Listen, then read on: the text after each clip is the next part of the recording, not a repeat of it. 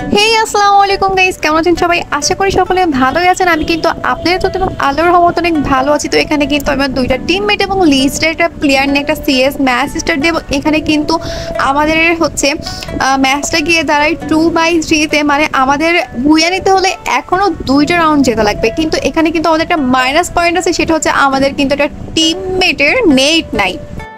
ঠিক আছে समझिया।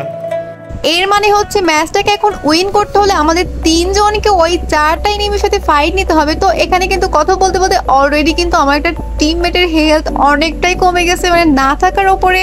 তো আমরা কিন্তু হাইডে বসে বসে এনিমি আমাদের উপর রাশ দেওয়ার জন্য অপেক্ষা করতেছিলাম, মানে আমরা নিজেরা গিয়ে রাশ দিব না, ওরা যখন আমাদের উপর রাশ দিবে তখন আমরা রাশ দিব, এরকম চিন্তা ভাবনা করতেছিলাম। বাট এই সময়টায় আমার সাথে এমন একটা কাহিনী ঘটে যায় ভাই, কি বলবো, মানে পুরাই কুত্তা ভাগ্য আমার ছিল এখানে।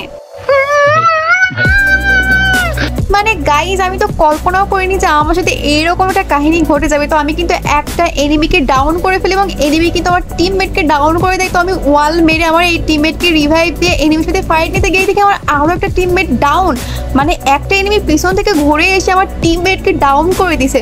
তো আমি কোনো মতো তারে ডাউন করে দিই এবং আগের ডাউনকৃত এনিমিটা কিন্তু উঠে গেছে। তো এরপরে কিন্তু আরও একটা ডাউন করি, মানে টোটাল 3টা ডাউন করছি, এর মধ্যে আরও একবার উঠে গেছে। তো আবার আরও একটা ডাউন করছি।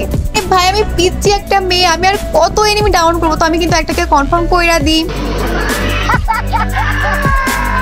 এরপরে মেডিকেট করার আগে কিন্তু একটা এনিমি আমার উপর রাশ করে দেয়, কোনো মতে আমি তারেও ডাউন করে ফেলি এবং লাস্ট এনিমিটা ভাই মানে কি মারটা মারে ভাই, পুরাই কুত্তা ভাগ্য ছিল আমার। क्या सीन है, वाह क्या सीन है।